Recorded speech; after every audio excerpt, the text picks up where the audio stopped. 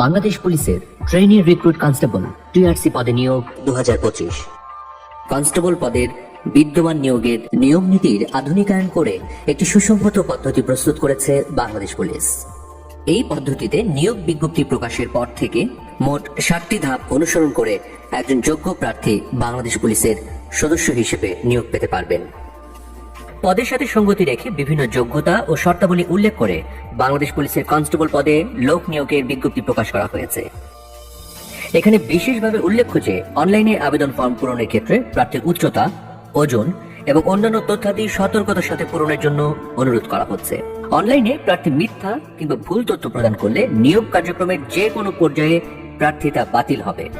ইচ্ছাকৃতভাবে ভুল বা মিথ্যা তথ্য প্রদানের ক্ষেত্রে প্রার্থী আজীবনের জন্য বাংলাদেশ পুলিশের নিয়োগ পরীক্ষার জন্য অনুপযুক্ত বা নিষিদ্ধ ঘোষিত হতে পারেন।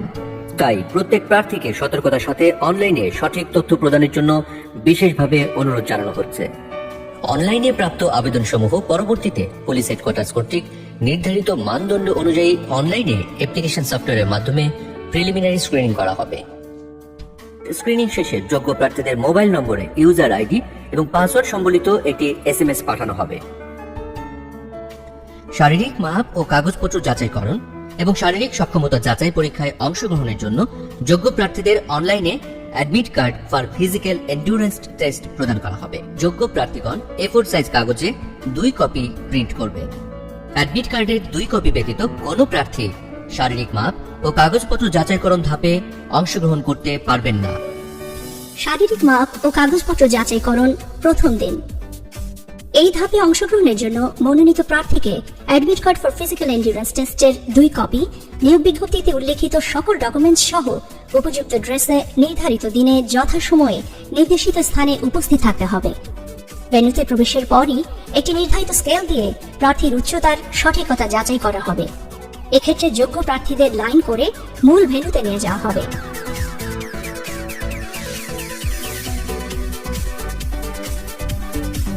সেখানে বিজ্ঞপ্তিতে উল্লেখিত শর্তানুসারে প্রার্থীদের উচ্চতা, ওজন ও পুরুষ প্রার্থীদের ক্ষেত্রে বুকের মাপ পরিমাপ করা হবে। এরপর প্রার্থীর ডকুমেন্ট যাচাই করা হবে। শারীরিক মাপ ও ডকুমেন্টস যাচাইয়ের সঠিকতা পাওয়া প্রার্থীদেরকে যোগ্য হিসেবে ঘোষণা করে তাদেরকে শারীরিক সক্ষমতা যাচাই বা ফিজিক্যাল এন্ডুরেন্স টেস্টে অংশগ্রহণের জন্য admit card for physical endurance টেস্টের 1 কপি প্রদান করা হবে। ফিজিক্যাল এন্ডুরেন্স টেস্টের সময়সূচি প্রার্থীদেরকে জানিয়ে দেওয়া হবে। শারীরিক সক্ষমতা যাচাই পরীক্ষা দ্বিতীয় দিন। শারীরিক সক্ষমতা যাচাই পরীক্ষার জন্য আগত প্রার্থীদের admit card for physical endurance test ও রেজিস্টারে সংরক্ষিত তথ্যাবলী পুনরায় চেক করে ভেন্যুতে প্রবেশ করানো হবে।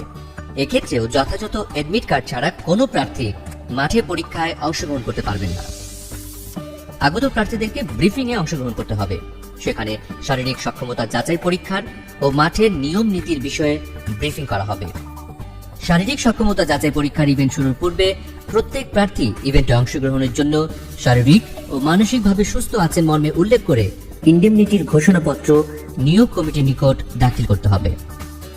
প্রার্থী ইভেন্টে অংশগ্রহণের পূর্বেই এই ঘোষণাপত্র প্রদান করা বাধ্যতামূলক। শারীরিক সক্ষমতা যাচাই পরীক্ষা মোট 7টি ইভেন্টের মাধ্যমে অনুষ্ঠিত হবে। একজন প্রার্থীকে শারীরিক সক্ষমতা যাচাই পরীক্ষায় উত্তীর্ণ হতে হলে প্রতিটি ইভেন্টেই তাকে কৃতকার্য হতে হবে। যে কোনো ইভেন্টে অকৃতকার্য হলে প্রার্থীর প্রার্থিতা বাতিল করা হবে। প্রথম ইভেন্ট দৌড়। এই ইভেন্টে পুরুষ প্রার্থীদের 200 মিটার দূরত্ব 28 সেকেন্ডে এবং নারী প্রার্থীদের 200 মিটার দূরত্ব 34 সেকেন্ডে অতিক্রম করতে হবে। দৌড় শুরুর পূর্বে প্রার্থীদেরকে দৌড়ের নিয়ম কানুন বিষয়ে ব্রিফিং করা হবে। দৌড়ের ক্ষেত্রে প্রার্থীকে চুনের দাগ বা টেক পয়েন্টের পেছনে সিটিং পজিশন নিতে হবে।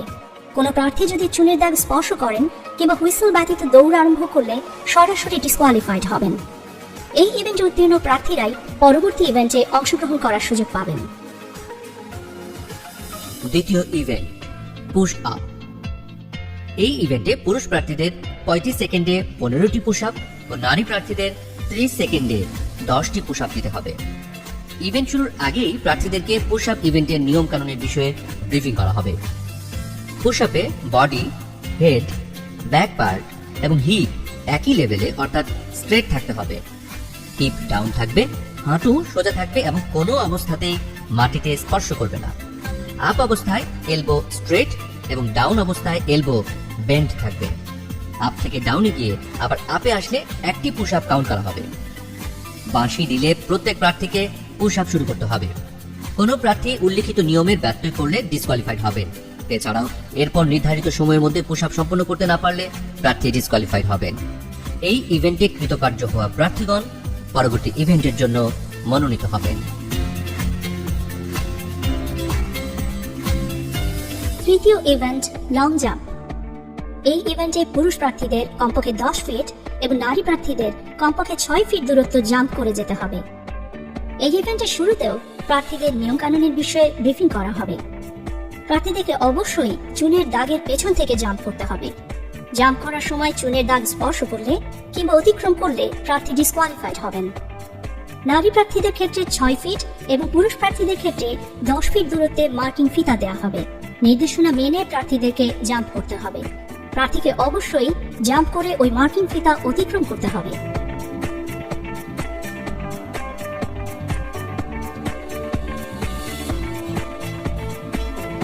এক্ষেত্রে প্রার্থী মার্কিং ফিতা অতিক্রমে ব্যর্থ হলে ডিসকোয়ালিফাইড হবেন।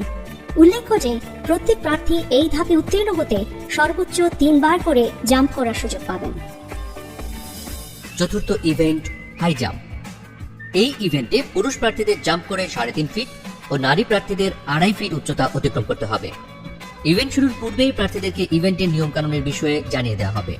ইভেন্ট পরিচালক বাঁশি দিলে প্রত্যেক প্রার্থী দৌড়ে এসে জাম্প করে নির্ধারিত উচ্চতা অতিক্রম করবে। জাম্প করার সময় ক্রসবার স্পর্শ করলে বা ক্রসবার পড়ে গেলে কিংবা জাম্প করার পর প্রার্থী জাম্পিং পিটের মধ্যে না থাকলে ডিসকোয়ালিফাইড হবেন। উল্লেখ্য যে প্রত্যেক প্রার্থী এই ধাপে উত্তীর্ণ হতে সর্বোচ্চ 3 বার করে জাম্প করার সুযোগ পাবেন। এই ধাপে উত্তীর্ণ প্রার্থীরাই কেবলমাত্র পরবর্তী দিনের শারীরিক সক্ষমতা যাচাই পরীক্ষায় অংশগ্রহণ করতে পারবেন। হাই জাম্প ইভেন্টের মাধ্যমেই শারীরিক সক্ষমতা যাচাই পরীক্ষার দ্বিতীয় দিনের কার্যক্রম শেষ হবে। শারীরিক সক্ষমতা যাচাই পরীক্ষা তৃতীয় দিন। শারীরিক সক্ষমতা যাচাই পরীক্ষার তৃতীয় দিনে নির্দেশনা অনুযায়ী প্রার্থীদের যথাসময়ে নির্ধারিত স্থানে উপযুক্ত পোশাকে উপস্থিত থাকতে হবে। তৃতীয় দিনের শুরুতেও প্রার্থীদের ব্রিফিং করে ওই দিনের কার্যক্রমের বিষয়ে অবহিত করা হবে। ব্রিফ শেষে প্রার্থীদের পুনরায় ইভেন্ট স্থলে নিয়ে যাওয়া হবে। পঞ্চম ইভেন্ট দৌড়। এক্ষেত্রে পুরুষ প্রার্থীদের 1600 মিটার দূরত্ব 6 মিনিট 30 সেকেন্ড এবং নারী প্রার্থীদের 1000 মিটার দূরত্ব 6 মিনিটে অতিক্রম করতে হবে। দৌড় শুরুর পূর্বে প্রার্থীদেরকে দৌড়ের নিয়মকানুন বিষয়ে ব্রিফিং করা হবে। দৌড়ের ক্ষেত্রে প্রার্থীকে চুনের দাগ বা টেক পয়েন্টের পেছনে সিটিং পজিশন নিতে হবে। এক্ষেত্রে একই রিদমে দৌড়ে অংশগ্রহণ এবং অনুশীলনের প্রয়োজনীয়তা রয়েছে।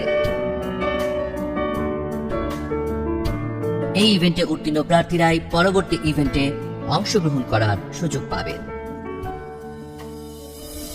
ষষ্ঠ ইভেন্ট ড্র্যাগিং। এই ইভেন্টে পুরুষ প্রার্থীদের 150 পাউন্ড ওজনের টায়ারকে টেনে 30 ফুট দূরত্ব এবং নারী প্রার্থীদের 110 পাউন্ড ওজনের একটি টায়ারকে টেনে 20 ফুট দূরত্ব পর্যন্ত নিতে হবে। ইভেন্ট শুরুর আগেই প্রার্থীদের ড্র্যাগিং ইভেন্টের নিয়ম কানুনের বিষয়ে ব্রিফিং করা হবে। টায়ারের রশিকে কোমরের সাথে লাগিয়ে সামনের দিকে মুখ করে টেনে নিতে হবে। ড্র্যাগিং শুরুর বাঁশি দিলে প্রত্যেক প্রার্থী ড্র্যাগিং শুরু করবেন। এক নাগারে ড্র্যাগিং করতে হবে। এক্ষেত্রে যদি কোনো প্রার্থী বসে পড়েন কিংবা থেমে যান কিংবা নিজের ট্র্যাকের বাইরে টায়ার নিয়ে যান তাহলে প্রার্থী ডিসকোয়ালিফাইড হবেন। এছাড়াও দূরত্ব অতিক্রমে ব্যর্থ হলেও প্রার্থী ডিসকোয়ালিফাইড হবেন।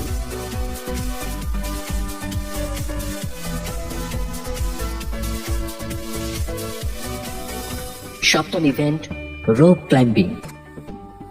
এই ইভেন্টে পুরুষ প্রার্থীদের কমপক্ষে 12 ফিট এবং নারী প্রার্থীদের কমপক্ষে 8 ফিট রোপ ক্লাইম্বিং করতে হবে। ইভেন্ট শুরুর পূর্বে প্রার্থীদের রোপ ক্লাইম্বিং এর নিয়ম নীতি জানিয়ে দেওয়া হবে।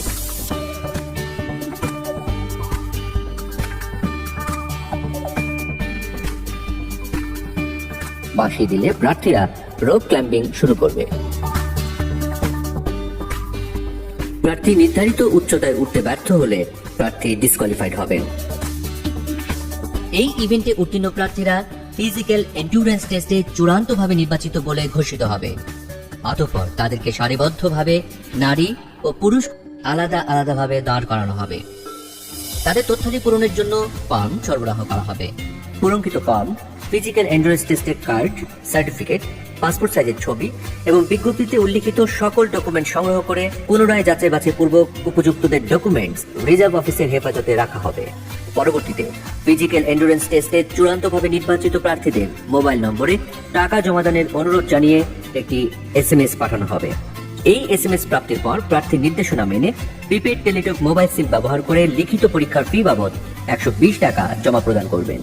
টাকা পাঠানোর পর প্রার্থীকে ইউজার আইডি ও পাসওয়ার্ড সম্বলিত একটি কনফার্মেশন মেসেজ প্রদান করা হবে। ওই ইউজার আইডি ও পাসওয়ার্ড ব্যবহার করে অনলাইনে প্রার্থীকে লিখিত পরীক্ষার প্রবেশপত্র ডাউনলোড করতে হবে। পরবর্তী সময়ে উত্তীর্ণ প্রার্থীকে বাংলা, ইংরেজি, সাধারণ গণিত ও সাধারণ বিজ্ঞানের ওপর 45 নম্বরের লিখিত পরীক্ষায় অংশগ্রহণ করতে হবে। লিখিত পরীক্ষায় উত্তীর্ণদের 15 নম্বরের মনস্তাত্ত্বিক ও মৌখিক পরীক্ষায় অংশগ্রহণ করতে হবে।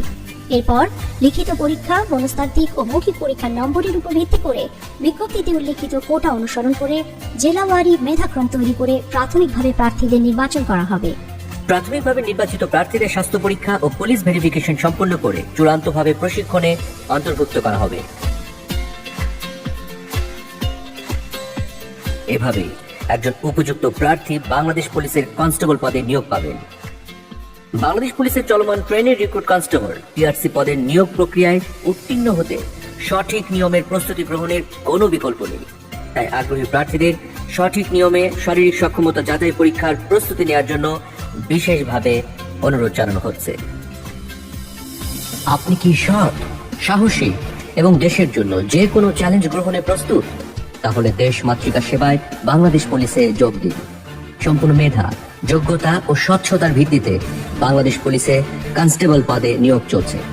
এই ব্যাপারে কারো সাথে কোনো প্রকার লেনদেন বা আর্থিক অনিয়মে জড়াবেন না। বিস্তারিত জানতে ভিজিট করুন www.police.gov.bd। জয়েন বাংলাদেশ পুলিশ, সেবার ব্রতে চাকরি।